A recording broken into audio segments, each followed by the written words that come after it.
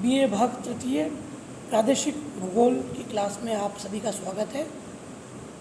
पिछले वीडियो में हम बात कर रहे थे प्रादेशिक भूगोल में जो प्रदेश संकल्पना का विकास किस प्रकार विश्व को विभिन्न आधारों पर अलग अलग प्रदेशों में बांटा गया, कौन कौन से आधार थे हमने बात की थी, लक्षणों के आधार पर, जलवायु, कृषि के आधार पर। उसी सीरीज़ में आज हम बात करेंगे जो प्राकृतिक प्रदेश थे जो हमारे सिलेबस में है, उसकी शुरुआत करें हम भूमध्य सागरीय प्रदेश से। जैसा कि आपको विदित है, आमतौर पर यह माना जाता है भूमध्य सागर के चतुर्दिक जो कुछ राष्ट्र हैं उन्हें ही हम भूमध्य सागरीय प्रदेश की संज्ञा देते हैं। लेकिन वृहत संदर्भों में भूमध्य सागरीय जलवायु एक विशिष्ट प्रकार की जलवायु है। संसार के जिस भी हिस्से में ऐसी जलवायु पाई जाती है उन सभी प्रदेशों को भूमध्य सागरीय प्रदेशों के नाम से जाना जाता है। इसके बारे में हम पढ़ेंगे कि ये प्रदेश कहाँ कहाँ और किस किस प्रकार के पाए जाते हैं। पहले हम इनकी सामान्य विशेषताओं के बारे में बात करेंगे। मैं डॉक्टर हेमंत मंगल, सह आचार्य भूगोल, राजकीय लोहिया महाविद्यालय चूरू। सबसे पहले अवस्थिति की बात करें, भूमध्य सागरीय प्रदेश सामान्यतः महाद्वीपों के पश्चिमी तटों पर 30 डिग्री से 45 डिग्री दक्षिणी अक्षांशों के मध्य स्थित है। यदि हम राजनीतिक रूप से बात करें कि जो भूमध्य सागरीय जलवायु है वो मूलतः किन किन राष्ट्रों में है, तो इस संदर्भ में देखें तो हम पुर्तगाल, स्पेन, फ्रांस, जर्मनी, अभी जाऊँगा फ्रांस, इटली, संयुक्त राज्य अमेरिका की कैलिफोर्निया की घाटी, दक्षिणी पश्चिमी ऑस्ट्रेलिया का छोटा सा हिस्सा, ये प्रमुख देश हैं, या तो पूर्ण रूप से या आंशिक रूप से ये सब भूमध्य सागरीय जलवायु के भाग हैं।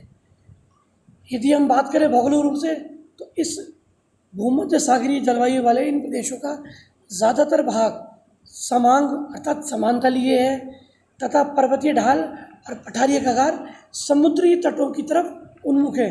अर्थात इन क्षेत्रों के जो ढालीय भाग हैं, ये जो पठारीय कगार हैं, उनका जो उन्मुखन है वह समुद्र की ओर है। ऐसा इस आप मानचित्र से भी समझने का प्रयास करें। ये जो नीले कलर में है ये आमतौर पर हो रहा भूमध्य सागर है, मेडिटेरियन सी। इसकी चतुर्दिक जो कॉलेजेस जो राष्ट्र हैं उन्हीं में ये विशिष्ट टिपिकल जलवायु पाई जाती है। उसके अलावा आंशिक रूप से ये जलवायु संयुक्त राज्य अमेरिका की कैलिफोर्निया घाटी, जैसे इस नक्शे में क्लियर हो रहा है, ये संयुक्त राज्य अमेरिका की कैलिफोर्निया घाटी, अफ्रीका का एक छोटा सा हिस्सा, इसके अलावा दक्षिणी पश्चिमी ऑस्ट्रेलिया का जो हिस्सा है उसमें भी ये जलवायु पाई जाती है। इस जलवायु की विशेषता छोटी शीत ऋतु, याद रखिएगा शीत ऋतु छोटी अवधि वाली है और वर्षा शीत ऋतु में ही होती है। वार्षिक वर्षा का औसत 50 से लेकर 90 सेंटीमीटर है। और सबसे महत्वपूर्ण, वर्ष भर तापमान लगभग एक सा बना रहता है। लगभग तापांतर, क्योंकि तापांतर सिर्फ 8 से 15 डिग्री है, अर्थात वर्ष भर उच्चतम एवं निम्नतम तापमान के मध्य 8 से 15 डिग्री का अंतर रहता है। वनस्पति की बात करें, यहाँ जलवायु अनुरूप सदाबहार वन पाए जाते हैं जिनमें जैतून, ओक, पाइन, फर, सीडर, अंजीर, एस्पिनो आदि वृक्षों की प्रधानता है। जैतून इस जलवायु के लिए सर्वाधिक आकर्षक वृक्ष में आता है। यहाँ की आर्थिक संस्कृति की बात करें तो कृषि एवं पशुपालन, देखिए कृषि और पशुपालन दोनों, और वो भी मिश्रित आधार पर यहाँ की प्रमुख आर्थिक क्रिया है। यहाँ मिश्रित कृषि की प्रधानता है। यदि और हम संक्षिप्त देखें, सूक्ष्मता से देखें तो यहाँ पर विशेषीकृत प्रकार के फलों और डिब्बाबंद जीव जंतुओं का व्यापार प्रमुखता से किया जाता है। यदि भौगोलिक दृष्टि से देखें तो संपूर्ण भूभाग पूरे विश्व का मात्र 1% है, और यदि पूरी जनसंख्या की बात करें तो विश्व की कुल जनसंख्या का लगभग 4% भाग इस भूमध्य सागरीय जलवायु के अंतर्गत आता है। सीमित संसाधन मात्रा, उसी अनुरूप सीमित कृषि, सीमित पशुपालन इसके प्रमुख आर्थिक पहलू हैं। यदि हम कृषि उपज की बात करें तो आलू, सेब, मटर या उस कुल से संबंधित अन्य फसलें यहाँ की प्रमुख फसलें हैं। आपने सुना भी होगा स्पेन का एक टमारिनो फेस्टिवल, जिसमें प्रचुर मात्रा में लोग टमाटर फोड़ते हैं, एक दूसरे पर डालते हैं, अपने भारत की होली की तरह। तो टमारिनो वहाँ की फसल से ही प्रेरित है, क्योंकि वहाँ टमाटर की बहुत विशाल फसल होती है। खनिज की बात करें, स्पेन में जहाँ लोहा, पारा, गंधक, चिली में तांबा, इटली में मार्बल, कैलिफोर्निया घाटी में सीशा, जस्ता, इसके अलावा कुछ सीमित क्षेत्रों में सीमित खनिज तेल के भंडार पाए जाते हैं। यदि हम विहंगम तरीके से देखें तो यह क्षेत्र सामान्यतः सीमित खनिज संसाधन वाला है।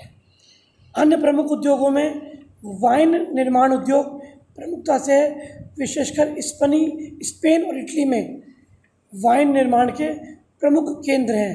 इसके अलावा जैतून और कार से संबंधित उद्योग भी यह प्रमुखता से है। चिली का इस्पात उद्योग बहुत मशहूर है।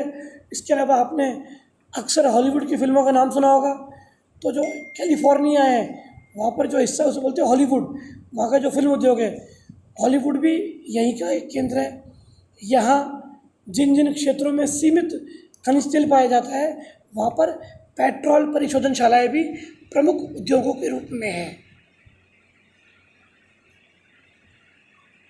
यदि हम प्रमुख शहरों की बात करें, Athens, Naples, Geneva, Casablanca, Tunis, Beirut, Istanbul, Tel Aviv, Haifa, Auckland, Santiago, Los Angeles प्रमुख शहर हैं।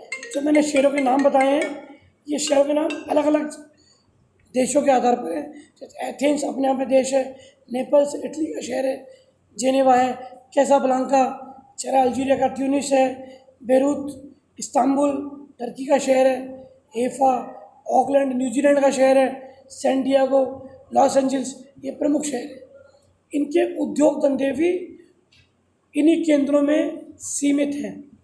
एक दूसरी महत्वपूर्ण चीज़ में जो बताना चाह रहा हूँ, इनमें से जो अधिकांश देश हैं, ये अधिकांश देश, कुछ देश तो ओपेक कंट्रियों के सदस्य हैं, जो पेट्रोल निर्यातक देश हैं उनके सदस्य हैं। कुछ देश औद्योगिक विकसित रूप से सेवा केंद्र के रूप में विकसित हुए हैं, जहाँ पर उद्योग धंधों का विकास इस प्रकार हुआ है कि जो सेवा प्रदान करें। प्रमुख बंदरगाहों की बात करें तो चिली का वेलपाराइसो और दक्षिणी अफ्रीका का केप टाउन, ये दो प्रमुख बंदरगाह हैं जिनके इशारे एक बड़ी मात्रा में विश्व व्यापार संचालित होता है। धन्यवाद।